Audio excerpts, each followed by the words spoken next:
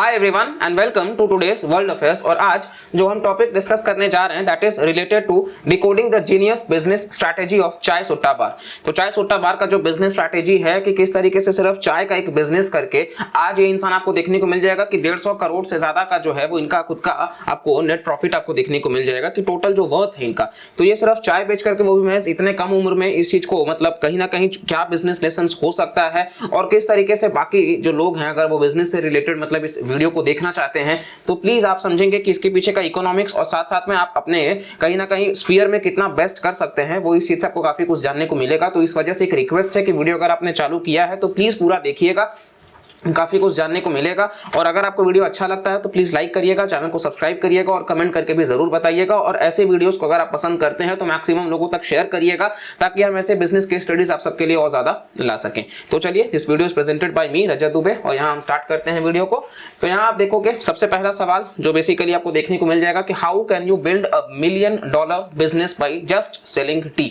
कहीं ना कहीं चाय बेच करके ही सिर्फ आप $1 मिलियन का बिजनेस कैसे बना सकते हो, क्योंकि आप देखोगे कहीं ना कहीं 10 से 15 रुपए में बिकने वाला चाय उसमें प्रॉफिट अगर 7 से 8 रुपए का हम मान भी लेते हैं तो फिर आप उस 7-8 रुपए के प्रॉफिट से सीधा $1 मिलियन बिजनेस बना पाना मजाक की बात तो नहीं है, कुछ तो यूनिक है। उस चीज को हम समझने की कोशिश करेंगे। साथ साथ में what is the economics behind the business model. अब अगर मान लीजिए कि कोई एक मॉडल है तो उसके पीछे का इकोनॉमिक्स क्या है कि किस तरीके से वो प्रॉफिट ओरिएंटेड बन पा रहा है, उस चीज को हमको समझना होगा। और सबसे बड़ी बात तो ये है कि how is this business model of Chai Sutta bar different from other tea selling companies. There are an number of companies जो चाय बेच रही हैं, ठीक है। तो आप देखोगे कि कहीं ना कहीं वो चीजें जो है वो फेल होती नजर आ रही है। इवन एमबीए चाय वाला जो है वो भी आपको एक फेल्ड आप देखने को मिल जाएगा। उसके ऊपर भी हम कभी एक वीडियो बनाएंगे कि एमबीए चाय वाला का फेलियर किस प्रकार से हुआ है। फिलहाल हम चाय सुट्टा बार से क्या सीख सकते हैं, ये सक्सेस मॉडल से हम क्या सीख सकते हैं, हम इस चीज की बात करेंगे कि ऑलरेडी मार्केट में बहुत सारे कंपटीटर्स आपको देखने को मिल जाएंगे। अभी आपको रेहड़ी पे ठेले पर भी चाय बेचने वाला मिल जाएगा। फिर चाय सुट्टा बार ने ऐसा यूनिक क्या किया कि अपने वो कहीं ना कहीं विजिटर्स को इन्फ्लुएंस कर सका कि वो चाय पीने के लिए मजबूर कर सके। तो इस चीज को हम यहाँ पे डिस्कस करते हैं।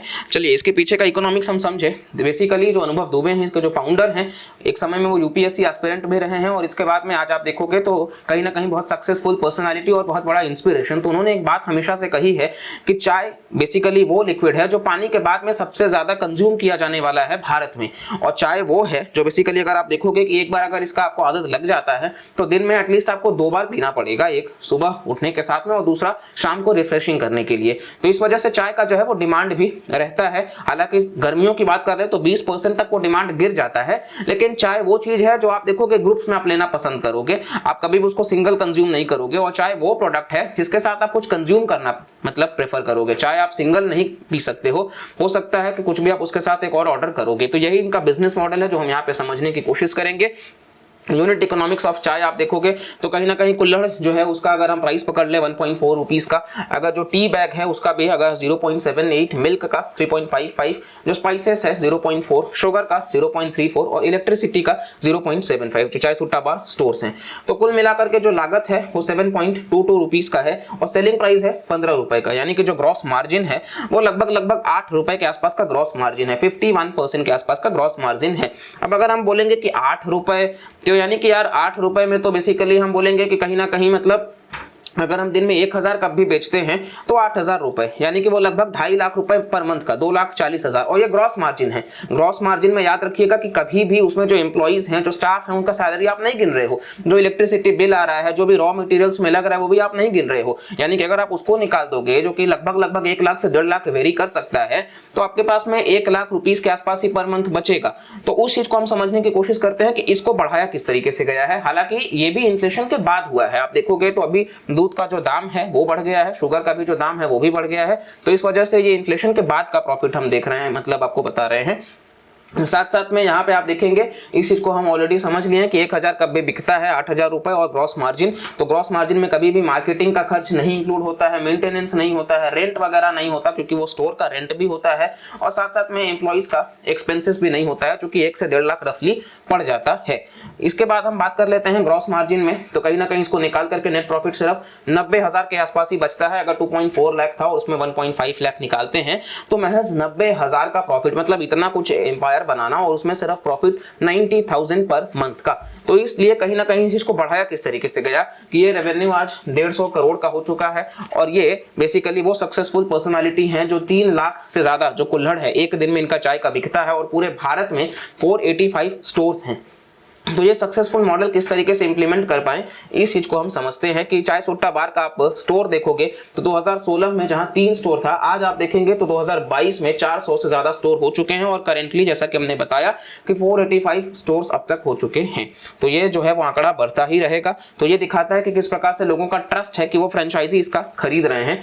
अब बेसिकली इनका जो फ्रेंचाइजी होता है ये 4 प्रकार से होता है कि फ्रेंचाइजी ओन करेगा और ऑपरेट करेगा, कंपनी ओन करेगी और कंपनी ऑपरेट करेगी, फ्रेंचाइजी ओन करेगा लेकिन कंपनी ऑपरेट करेगा और कंपनी ओन करेगा लेकिन फ्रेंचाइजी ऑपरेट करेगा। कुल मिला के इसको हम थोड़ा सा समझने की कोशिश करते हैं कि जो भी चाय सुट्टा बार का होता है, मान लीजिए कि जो भी फ्रेंचाइजी मिलता है वो लगभग 16 लाख के आसपास देना पड़ता है इसके फ्रेंचाइजी के लिए। अब इस 16 लाख को इनिशियल सेटिंग अप में चाय सुट्टा बार जो है वो लगाते हैं कि वो 6 लाख जो है वो फिक्स्ड फ्रेंचाइजी का कॉस्ट होता है कि इतना जो कॉस्ट है वो फिक्स्ड होगा और बाकी का जो 10 लाख है वो सेटिंग अप मतलब कि उस बिजनेस को बनाने से रिलेट किया जाएगा कि उसको और एक्सपैंड किया जा सके, उस फ्रेंचाइजी ओनर को प्रॉफिट दिया जा सके। ठीक है, तो इस चीज को हम यहाँ पे समझने की कोशिश करते हैं कि चाय सुट्टा बार का जो टीम है वो सब कुछ अरेंज करते हैं इनिशियली, कि वो सेटअप करते हैं जो भी मशीनरी है वो चीजों से लेकर के जो उसका इंटीरियर है, जो लाइटनिंग होना चाहिए, इसके साथ साथ इवन जो कुल्हड़ प्रोवाइड किया जाता है और जो टी लीव्स यानी कि जो रॉ मटेरियल्स है वो भी चाय सुट्टा बार का ही टीम जो है प्रोवाइड करता है। साथ साथ में जो भी इंटीरियर से लेकर के जो मशीनरी, लाइटनिंग कैसा होना चाहिए,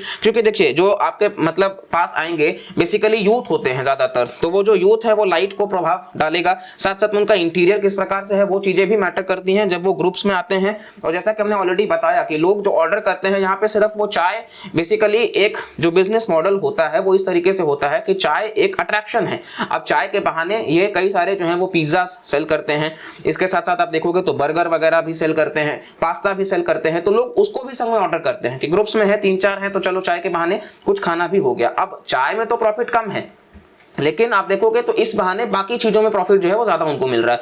कोल्ड कॉफी में प्रॉफिट उनको अच्छा खासा मिल जाता है, तो इस बहाने जो है वो बाकी जो उनका मेन्यू है उस पर वो अपना हाई प्रॉफिट जो है वो मेंटेन करके चलते हैं और इस वजह से लो प्रॉफिट और हाई प्रॉफिट जब मिलता है तो इनका प्रॉफिट मार्जिन जो है वो बढ़ जाता है। और ये बहुत बड़ा एक बिजनेस लेसन आप सीख सकते हो इस वीडियो से।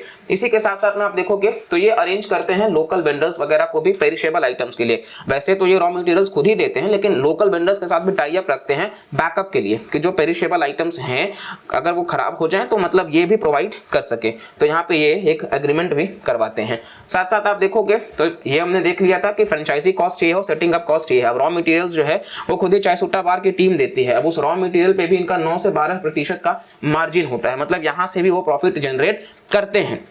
और सबसे बड़ी बात है कि इन्होंने आप देखोगे तो कहीं ना कहीं मंथली जो एवरेज सेल्स वैल्यू है वो 5.75 लाख तक का है, जिसमें जो ऑपरेटिंग कॉस्ट है वो लगभग इसका आधा है यानी कि 2.75 लाख है। मतलब अगर आप देखोगे तो 5.25 लाख अगर पर मंथ मिल रहा है तो उसमें से 2.25 लाख आप देखोगे तो मंथली उसको ऑपरेट करने में निकल जाता है। और साथ साथ में आप देखेंगे तो चाय सुट्टा बार बेसिकली ये वो है जो जहां कहीं पर भी अगर लोकेट हो जाता है, जैसे मीरा रोड की बात कर ले मुंबई में, तो इसका इनिशियली 2019 में जो रेंट हुआ करता था वो 35,000 हुआ करता था, जो सिर्फ एक साल में 2020 में ये डबल हो गया 70,000। तो ये कई बार एक्सेप्ट किया गया है कि चाय सुट्टा बार का जहां कहीं भी फ्रेंचाइजी होता है उसका जो मतलब रेवेन्यू है वो जब बढ़ता है तो उसके साथ साथ उसका रेंट बढ़ा देते हैं। रेंटल एग्रीमेंट तो 11 महीने का साइन होता है लेकिन उसी बीच आप देखोगे दोबारा जब होता है तो वहां पे इसको वो बढ़ा देते हैं। इसकी वजह से रेसिडेंशियल जो प्रॉपर्टी है उसका वैल्यू जो है वो बढ़ जाता है। तो ये सारा आप देख सकते हो कि कहीं ना कहीं इसकी वजह से रियल एस्टेट भी इम्पैक्ट होता है। और यहाँ पर भी जो चाय सुट्टा बार की टीम है वो कोशिश करती है कि रेंट एग्रीमेंट साइन करवाना, मालिक के साथ में बात करना कि उसको कम से कम में मैनेज किया जा सके। सॉरी। फिर यहाँ पे हम देखेंगे कि कहीं ना कहीं मान लो कि 3 लाख का हमने ग्रॉस प्रॉफिट देखा था, 2.25 और 3.25 वो याद रखिए। अब उस 3 लाख के ग्रॉस प्रॉफिट में काफ़ी सारा खर्च है, ठीक है। ये आपका बिजली का हो गया, रेंट हो गया, फिर ये जो एम्प्लॉयज़ है उनका सैलरी वगैरह हो गया, बीच में ट्रांसपोर्टेशन लॉजिस्टिक का कॉस्ट, अगर कोई मेंटेनेंस है और बाकी उसको मैनेज करना, तो ये सब भी खर्च होता है। इस पर रॉयल्टी भी दिया जाता है 4% जो टोटल रेवेन्यू है।